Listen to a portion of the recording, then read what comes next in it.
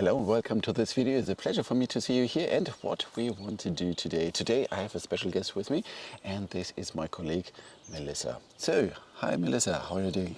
Hi Sven. I'm Melissa McKay. As Sven said, we're colleagues. I work for JFrog. I'm a developer advocate and have been working there for about 2 years now.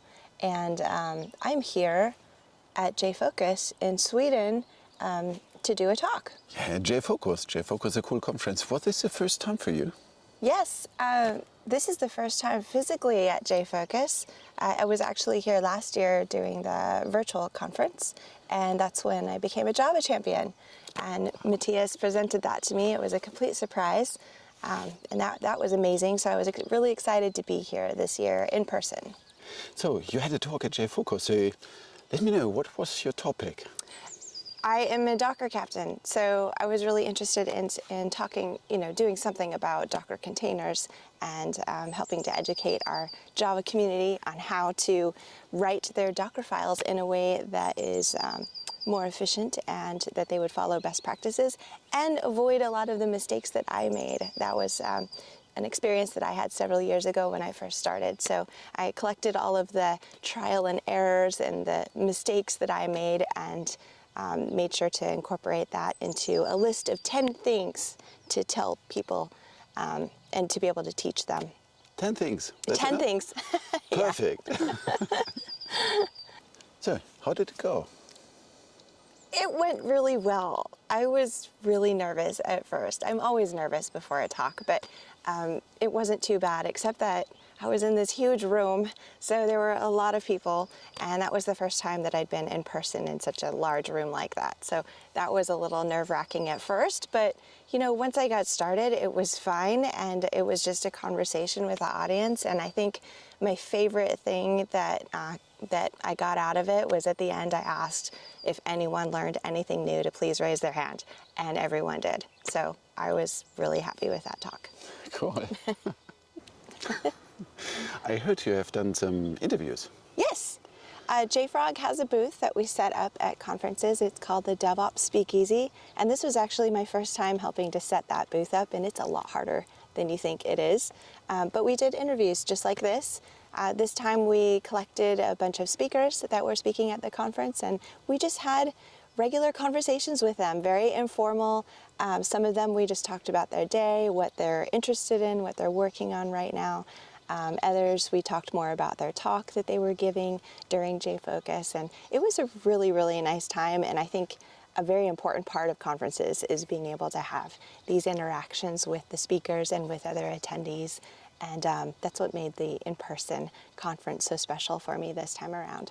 And if you're interested in watching any of those videos, they are all going to be showing up on the Twitter account, JFrog Twitter account, as well as the YouTube DevOps Speakeasy channel.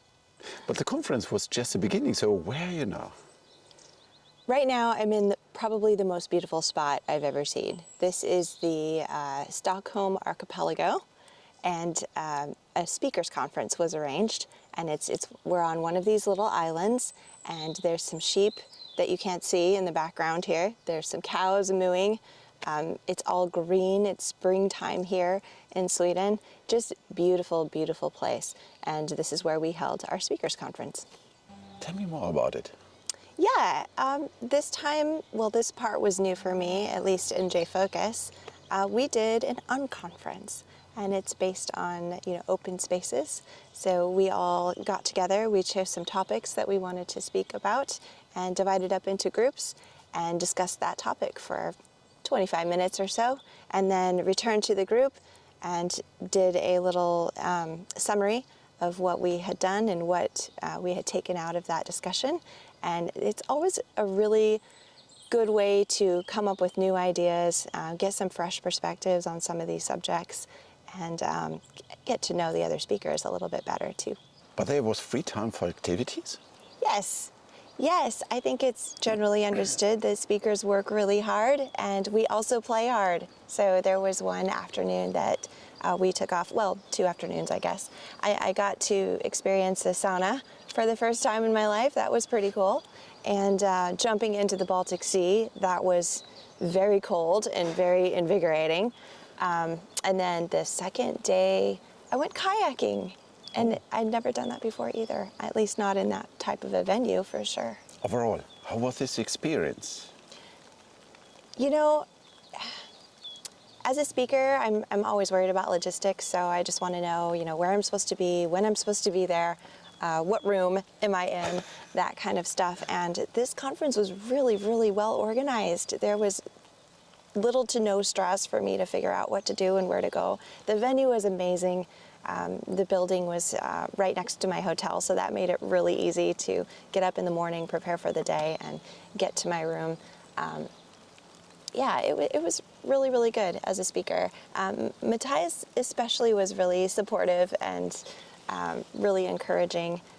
He was, running around, of course, doing all of his work that he does to put these events together. There's a lot that happens behind the scenes that you don't realize, and it's pretty amazing what they have accomplished with this conference. So I'm really excited. I really hope that I can come again next year. I know this year was a little bit different. We had it in May, so it's springtime and it's just beautiful here. But I also kind of want to see Sweden, in the winter with snow. And yeah, I think that would be interesting as well. But yeah, as a speaker, I would definitely do it again. Okay, but you're on the road, so what's your next step? Yes, the work is never done, really. Lots of traveling involved, lots of different conferences to go to and different people to see, different audiences. So right after this, I'll be spending a few days at home, and then I will return to Valencia, Spain for KubeCon EU. Right after that, turning around, heading to San Diego for Swamp Up. Okay, so I think we have some time left before we have to go, but... Yes, but time is clicking away. It's almost time to go back. I'm getting ready to go get breakfast, and they've been doing a really good job feeding us here, by the way. Last night I had my first official Swedish meatballs. They were amazing, and the building that we're always meeting in is just beautiful.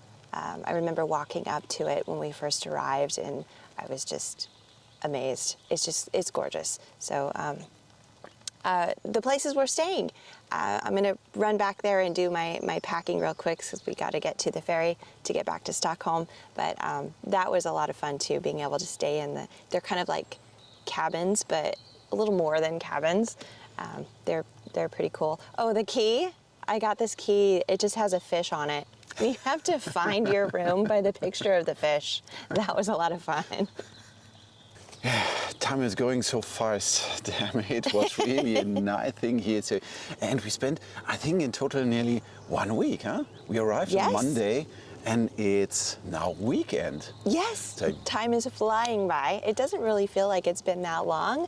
I'm kind of sad to leave, actually, but it's time to go. Just a few minutes or months, and then we are back in Sweden. But for all of you, it was really a pleasure here, and I really like this environment as well. So if you want, check out for JFokus. This is one of the best conferences I can say for the Java audience. I really love it. So have a look there. And otherwise, we are now heading to breakfast. Yep. Packing our stuff. It was a pleasure to see you, whatever time it's on your side. Have a good rest of your day. Stay safe and see you.